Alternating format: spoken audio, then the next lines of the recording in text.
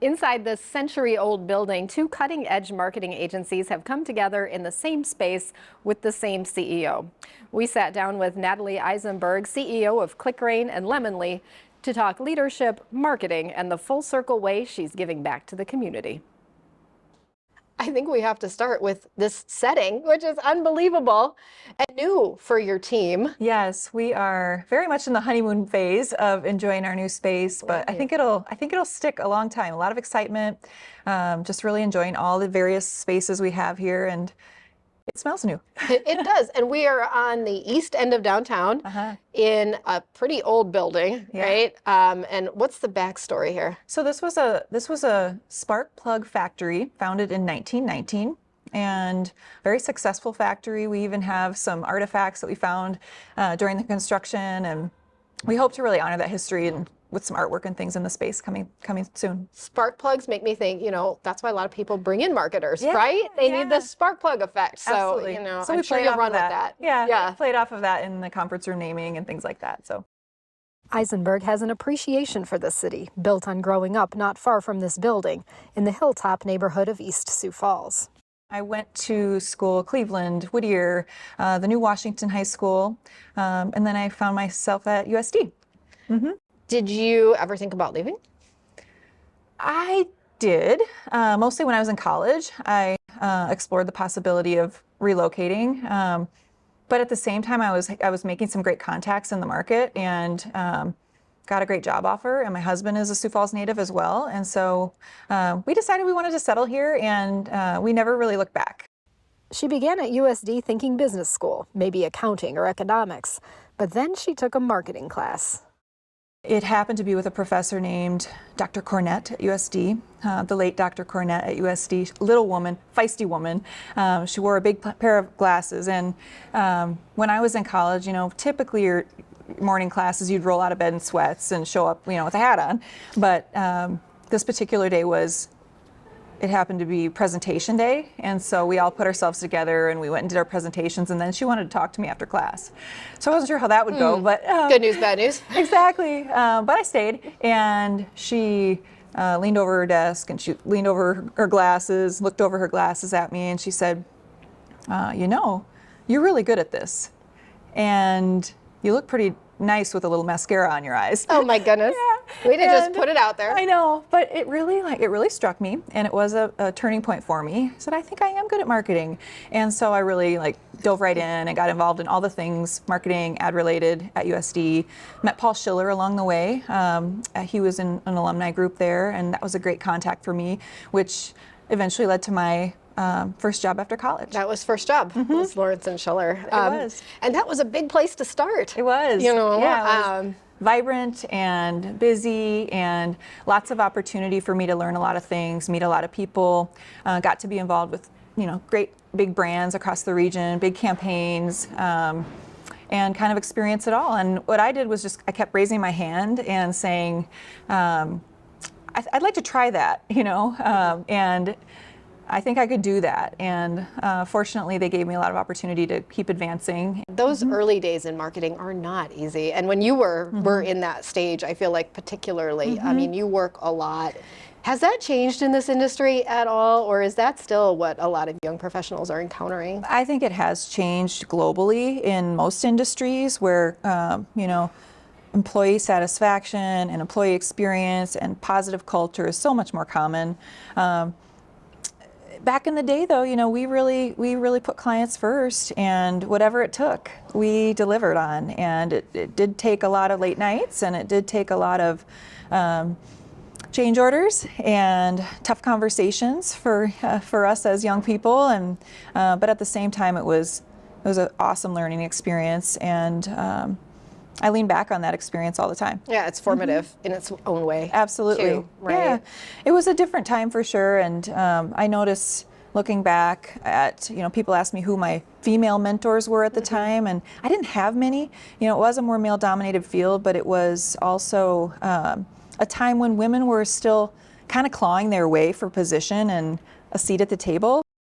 Eisenberg's own seat at the table opened up in a big way in 2016 when ClickRain founder Paul Tenhaken recruited her to become Vice President of Client Service. you know, I think back even to when you came to ClickRain, and you may have been the only woman on the leadership team at that point. Maybe there was one other, but right. I mean, even then, you were. Was it hard to decide to change jobs?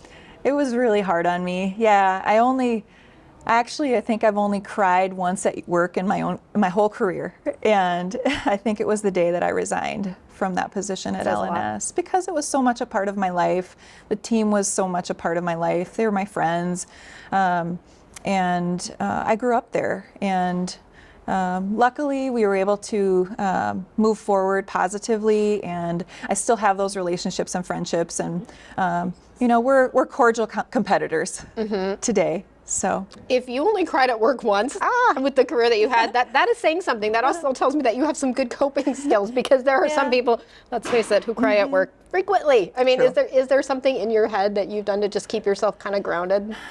Probably. I mean, that's tears at work. You know, the ride home is a different story. Okay, to your point, yes. But I guess I just try and I've been told that I have kind of a cool head, and I don't let the highs get too high or the lows get me too low. And I've realized that there's always going to be a problem in front of us and a challenge in front of us. And if we really just work together and dice it up into a workable issue, we can get through it no matter what it is. About 6 months after she joined ClickRain, the firm began a CEO search as Tenhagen decided to run for mayor. After considering others in the community for the job, the consultant leading the search asked Eisenberg a question. Would you ever consider this job? I think you have all these qualities. And the group was kind of in agreement, and we talked through it at a little more length in that meeting. And then at some point, our consultant at the time was Mike Ritter, and he said, "Gentlemen, I think you may have found yourself a CEO." And it was kind of like a big moment for me. And I remember leaving that meeting and calling my husband and saying, this all just like shook out, and we have some talking to do. So we did. We talked about it. I weighed the possibilities. I was really unsure if I had what it took. Well, you hadn't raised your hand, right? Right. I mean, he asked you, right? Was there Yeah. a reason why you didn't see yourself in that? I don't know. I think probably mostly it was longevity with the company. My tenure was only 6 months at the time, 8 months. However, I had a great rapport with the leaders of the company because I had worked with them in other capacities. You know, for some people, that title, the responsibility, that's a career goal, to become a CEO. Is that a career goal for you? No, I don't think so. My career goals were, I wanted to be a CMO at some point for an organization, and then I want to teach, and I still want to teach at a university at some point in my career. She became CEO in 2017. It's been challenging but so fulfilling.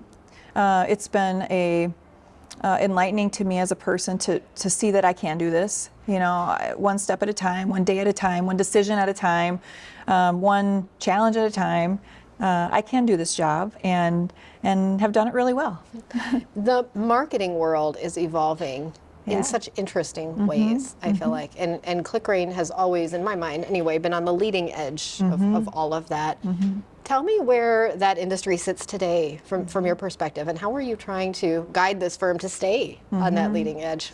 You know, it's one of the best things I've done as a leader is assemble an awesome team, and it's been a real shift for me career-wise to not be the expert in marketing necessarily. I lean on the team to teach me what's next. And what they're teaching me today is that Google Analytics has changed significantly, and everybody that's relied on it for years and years is going to have to start fresh, essentially, moving forward in the next year or so.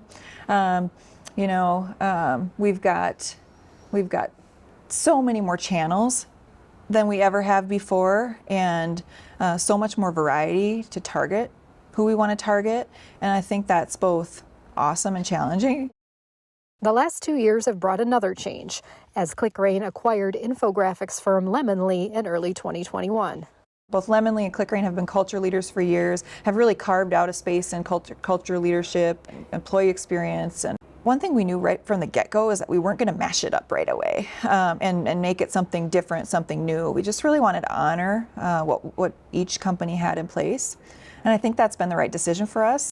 Now sharing the same space, the teams are still grouped together with lots of areas for collaboration. We haven't read any books to guide us through this process. We've really felt our way through and learned our way through by listening to the team, by really just doing what feels right and what feels right for us, because we know we're in unique, and it's a unique place, and we're a unique organization. We also have lots of room for our hybrid or remote employees who may not have a permanent desk to come in and have all the technology that they need to do their job well here. So it's not like they're just, setting up at a coffee shop, but they're setting up at a station that has a dual screen, in some cases some amped up technology for graphic designers and things like that. But really worked hard to make it a place that people wanted to be, and we don't require them to be here. So. What is your approach to the hybrid office? Because you have worked through that, both companies have. We have. So Lemonly, when we came together, really was more advanced in this way, and so we learned a lot from Lemonly's flexible work practices, and we're in the process right now of adopting those more globally. But we offer 3 options, and we like to have some definitions so managers know kind of what camp their folks fall into. You're either mostly remote, you're hybrid, or you're mostly in office. So if you're mostly in office, you have a dedicated desk.